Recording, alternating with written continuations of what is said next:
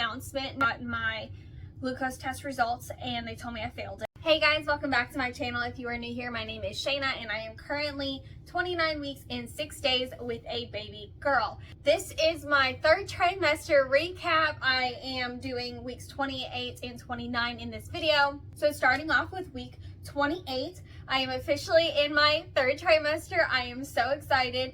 We are, at that point, was 11 weeks and 7 days away from being full term, 40 weeks from meeting baby girl. I am so excited. She is moving a ton, mainly at night or in the evening time. She's moving more than usual. During the day, she's not that active, which is fine because that's when I'm usually active and that's when they say they're normally sleeping. But my bump is super freaking cute. Can be difficult to live with and do certain things, especially laundry. Sciatica and round ligament pain have been pretty normal part of my everyday life, where sometimes I notice it, sometimes I don't. It just depends on how bad it gets. I'm just kind of used to it at this point. Acid has also been a normal factor that comes on. Usually it's not too bad. All I have to say is that this baby girl better have hair, although Brandon and I were both bald headed, but she better have some freaking hair with how much acid I am having. That's all I have to say. I have done lots of organizing and preparing for ready for the baby shower that we had last weekend. So I spent time organizing my kitchen, the different cabinets, and getting her cabinet together and like moving things around where things would fit and like actually putting it where I wanted it in the cabinet, and also took some things out of the nursery and moved things around to get ready for all the things that we were going to get from the baby shower. Tuesday night is when things started to get kind of rough for me. As far as week 28, I couldn't sleep at all, and then the Wednesday morning I woke up feeling extremely depressed. Like I couldn't get out of bed. I was physically fine. Like I had a little bit of sciatica, but it was nothing that I wasn't used to, but I couldn't get out of bed. Like I physically felt like I couldn't get out of bed because of depression. Work know that I was coming in late and I slept there, but I really had to pee at 10 a.m. and I just needed to get out of bed and start my day. I needed to get to work. Crying to Brandon, wasn't bawling, just tears streaming down because I didn't know what was wrong. I couldn't explain it. I was highly depressed. Like I felt very, very sad, but everything was going fine. Like I had nothing to worry about. There was no stressors. Nothing was going wrong. She's healthy and fine. I'm healthy and fine. And I just don't know. I just felt like this dark cloud over my head and it was just storming and I couldn't figure out how to make it stop and how to feel better. Now, going to work and actually having human interaction and being busy and stuff like that made me feel better. So throughout the day, it did kind of subside. I didn't feel that way anymore, and I haven't felt that way since. It was just very weird. Just pregnancy hormones, a lot of changes that are going on in my body, and that was just one of the things that I experienced. Thursday, the next day, I had my 1-hour glucose test at my office. I'm gonna be honest, I was super scared going into it because I am a taste and texture person and I don't handle stuff that I don't like very well. I don't really try a lot of new things as far as food and drinks go because of that reason. I drank it and it wasn't thick like some people say. They changed it since before because I think how many people complained about it. So it's not thick, it's like water with flavor in it. Got the orange flavor that tastes like an orange popsicle. So this surprised me because I don't like orange. I don't really like orange anything, but I liked the drink. Like it didn't bother me. It was fine. I took it down easy. I even brought the straw, did the straw trick that people say to put it at the back of your throat, and I didn't need to use the straw. I just drank it. But it was easy to get down. It was super, super sweet, but the sugary part of the drink is what a lot of women complain about bothering them, but it didn't bother me at all because I love flavor. I hate bland food, so if I eat something, it has a lot of seasonings, a lot of salt, or a lot of sugar in it. Like my sweet tea, doused in sugar. I put sugar on top of my Frosted Flakes. On top of my cereal, I put sugar on it. So that did not bother me at all. So it was very easy to drink. After I did that, I went back for my normal 28-week appointment, which went really, really well. I gained another 5 pounds, so I went from 118 to 123 in 4 weeks, which is great. I am right on track for my weight gain. I'm not gaining too much and I'm not gaining too little. I gained 15 pounds in total. My blood pressure was awesome. Baby girl's heart rate was 147, which is amazing. Got my Tdap shot. So I actually went in there with the intention of asking about it because I wasn't sure when they gave it, and they were like, oh, right now. So I was like, okay, cool. So I went ahead and got that. I felt very accomplished because I was getting a lot done that day. Because I also met with my new doctor, because as you guys know, the OB that I had prior moved away, and she actually answered my questions without me having to initiate it. And it came through conversation. We went through my chart, we went through my birth plan, which I have completed. Everything on there looks pretty normal, pretty good. Nothing I asked for or wanted was extravagant. A lot of the things that I did say were pretty much the norm now, so that's really good, sweet, and I feel really good going into my 3rd trimester and preparing myself for labor and bringing this baby girl into the world. After that, I went and got my blood draw. 2 more appointments. We scheduled one for 3 weeks from that date and then 2 weeks from that date. So a 3-week one would be on September 1st, and I go in just for a normal, like, really quick checkup, and then the one after that, which is 5 weeks away, or rather 4 weeks now, September 15th, and I'm going in for a ultrasound to see baby's growth and to see her positioning, to see where she is and how much she has grown since, you know, since my 20-week scan, because I haven't had a scan since I was 20 weeks pregnant. So that will be 33 weeks at that point, and I'll be able to see her then.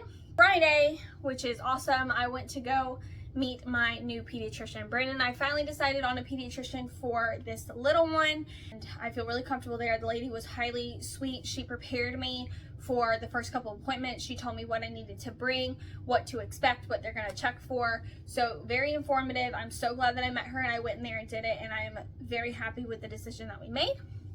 So that was pretty much everything for week 28, my first week into my 3rd trimester, and I'm moving on to 29 weeks, which is where we're at now, the very end of it. I'm basically 30 weeks pregnant right now, which is awesome because it's 10 weeks.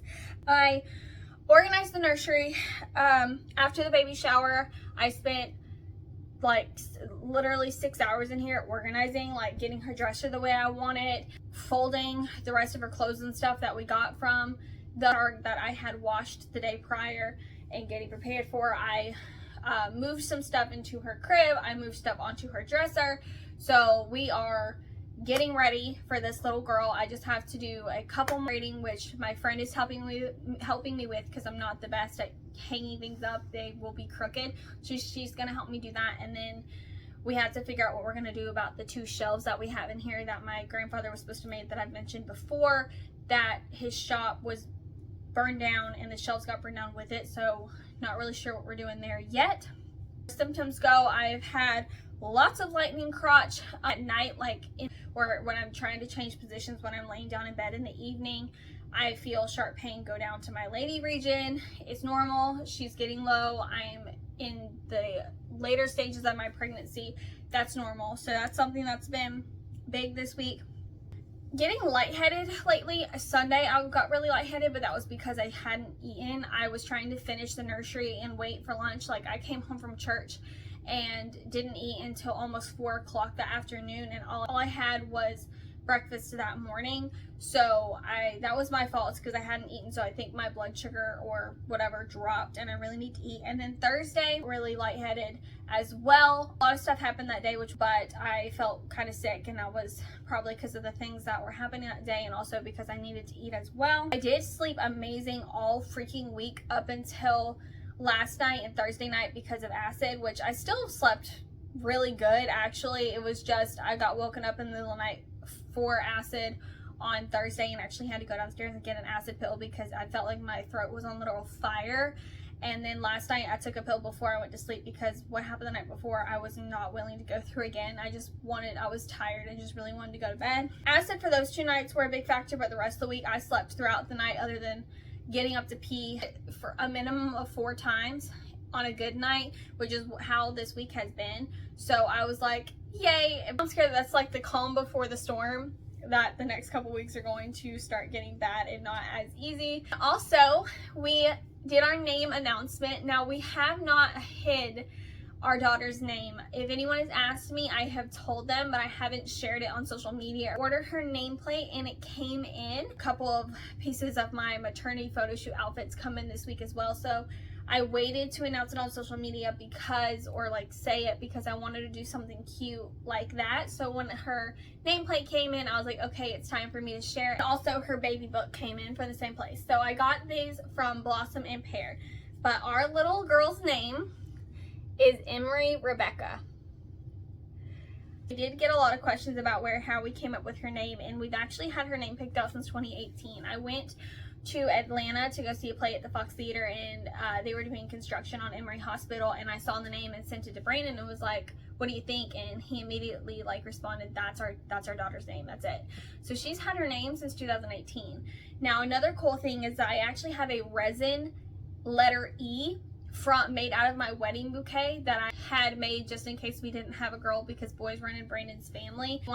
Obviously we have her, we're bringing Emery into this world, so now it's really cool because I'm looking at her E right now. She has her letter E because we weren't sure if we were gonna have her, and now she has her nameplate. So our baby girl's name is Emery Rebecca, and we are so excited to meet her. Today is where things started to get, let's just say this past week was really hard in the emotional sense. So Monday, I got my glucose test results, and they told me I failed it. So I had to come back in for a 3-hour test to see if I have gestational diabetes.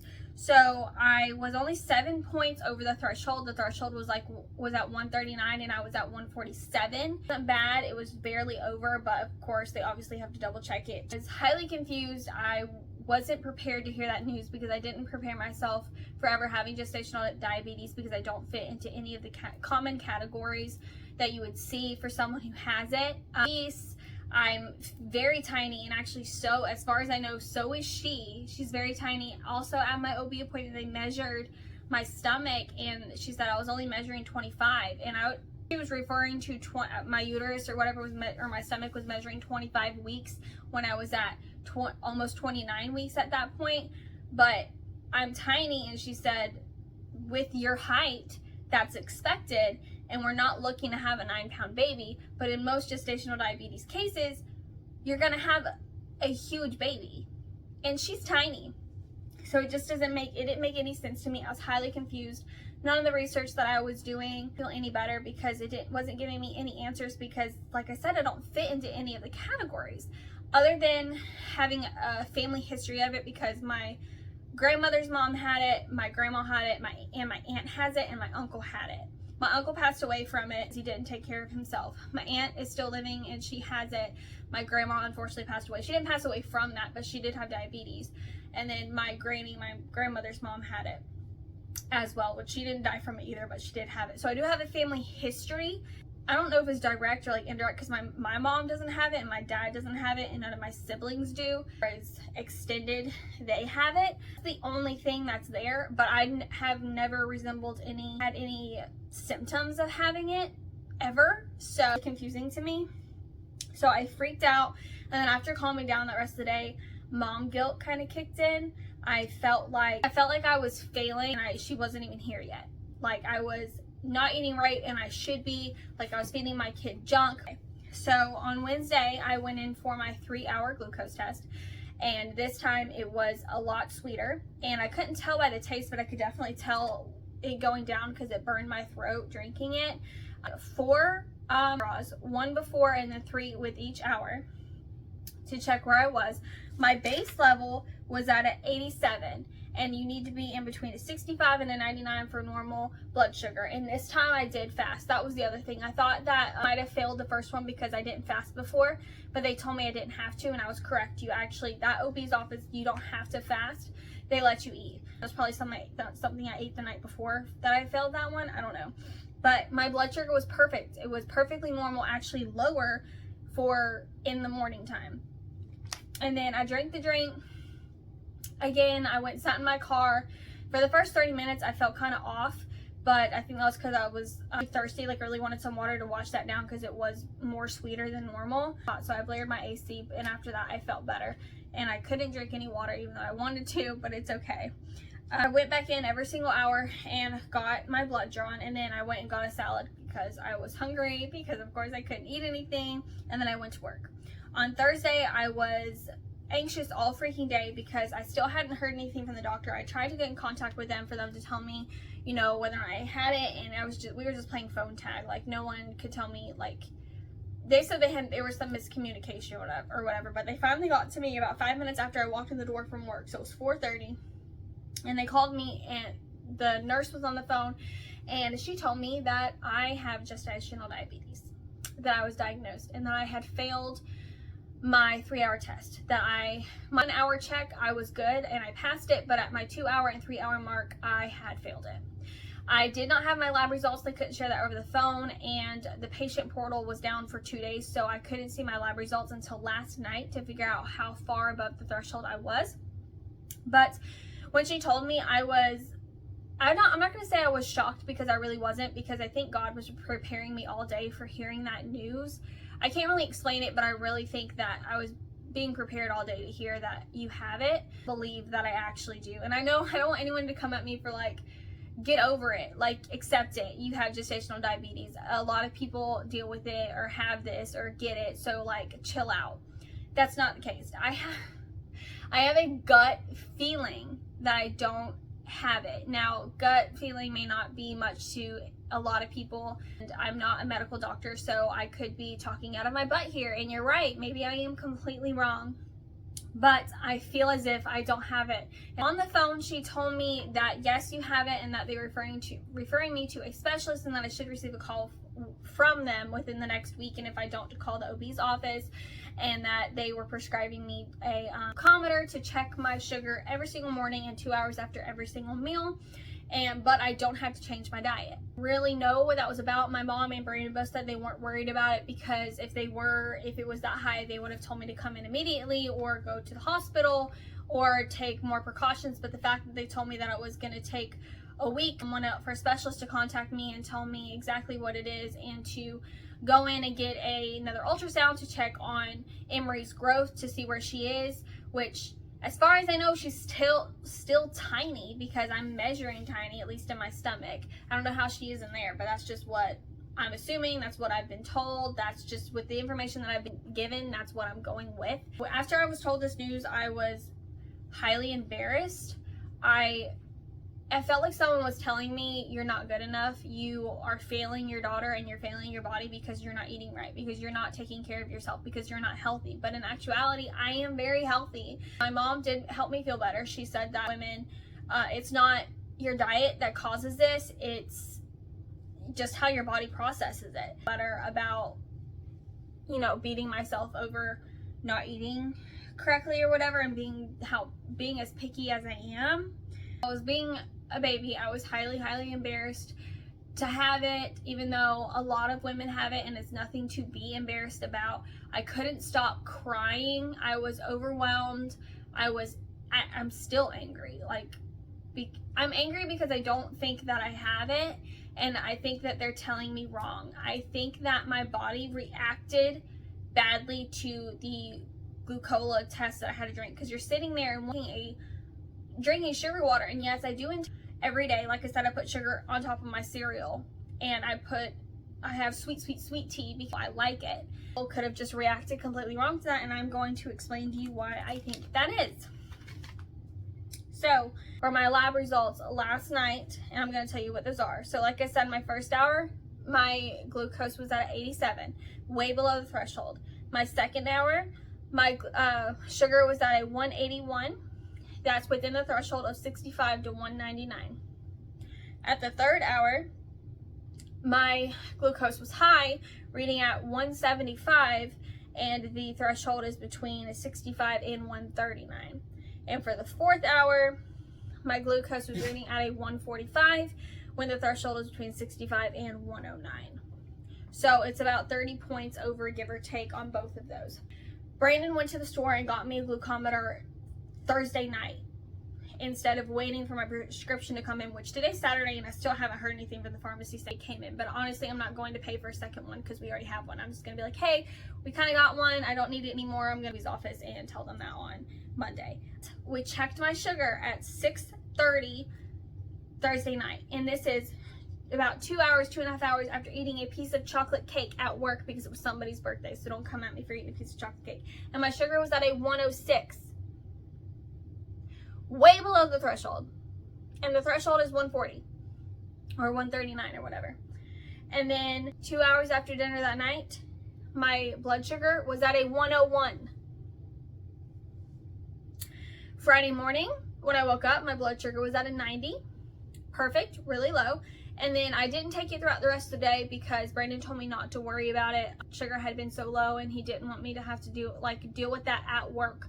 And I'm glad I didn't yesterday because Friday was atrociously busy. So because I hadn't shared the news yet, so he didn't want me, I was still feeling a little embarrassed, so not to have to take that into work and deal with it there. I came home and we ate dinner and then we had a date night and went to see a movie. So we didn't take my glucose for at least three and a half hours probably after. But I could tell you because I felt really lightheaded, feeling sick. I got home, so I was like, hurry, you need to take my blood sugar because I need to eat. So my blood sugar was at an 84. Really, really low. And then this morning, when I woke up at 10 a.m. to take my blood sugar, it was at a 79. And then I had breakfast. I had grapes and oatmeal. And at 2.5 hours, because I was cleaning and got distracted, I took my blood sugar again, and it was at a 91. Way below the threshold. Way below, not even near borderline. So that makes me even more upset. It makes me even more confused. I think even more that my body reacted badly to the glucola test because my blood sugar is normal and I've been eating different things. I've been switching things up. I had a soda with dinner last night to see how my body handled that sugar. I'm gonna have tea with lunch in a few, have it made in our house, and then check my sugar to see how that is. I've been changing my food up to react to different things, and so far it's been highly normal. It's way below high. So it just doesn't make sense. So in my head, it's like, there's no way that I have gestational diabetes. No way. It has to be that my body just reacted badly to the test. This is the same test, the same amount of sugar, the same amount of drink that they give to a 5'6", 165-pound woman who can pass that and process that a lot faster than I can, who's extremely short at 4'11" and 123 pounds. Obviously, my body's not going to process that amount of sugar as fast as someone who is 6 inches taller than me. And it just doesn't make any sense to me. But anyway, that's where we are at the moment. I am sharing what I can because I don't have all the answers, but I wanted to share it because I feel weird leaving it out when it's a part of what I'm going through at the moment, and that's just my reality. If someone else is going through this, or if you have the same thoughts as me, please share so I can have some sort of peace of mind. If you think I'm crazy, share that too. Just don't be mean. I'm not a medical doctor. I have no training in this, and it could be all in my head, or I know nothing about really what's going on in my body. And although my sugar can be perfectly fine on a day-to-day basis, for some reason it's actually not. I'm not really sure. So that's why we're going to see the specialist, and I will also be asking for a third test, and that was something that I actually plan on doing if I failed my first test, was doing an alternative. But because I was so shocked when I first found out that I failed my 1-hour test, that because I was so upset, I completely forgot to ask for the alternative. I go see the specialist. That is on my list. That is what I'm doing because I don't want this following me around if I actually don't have it. I don't want it on my records. I don't want it stating that I had gestational diabetes when I actually never did. So I just want to double check. I want to cover all of my bases. I want to get all of my information I can. If you've been watching me this far or read my blogs or follow me on social media, you know that I love to be informed about everything that's going on that's important to me and going on around my life, especially in this pregnancy. So I have to have all the facts, and I need to know all the information surrounding it before I had accept what's going on, because I need to know everything. And at this point, I know absolutely nothing because my OB's office couldn't tell me anything. That's why I have to go see a specialist. So I will keep you guys updated. Hopefully, 32-week recap, I'll be able to mention something about it. Probably not before then, because I probably will not be seeing the specialist before then, and there won't be any more information about it. But I'm so sorry this video is so long. I'm really happy if you stuck around for the completion of it, but I'm going to show you guys my baby bump at 29 weeks and 6 days, so basically 30 weeks. This is baby girl. This is Emery right here. Not too big, but definitely growing. I still don't have any stretch marks. I still have not gotten any stretch marks, which a lot of women do wind up getting them at the end of their pregnancy. So we'll see, because we have 10 weeks left. But I hope you guys enjoyed this video, and I will see you guys next time. you.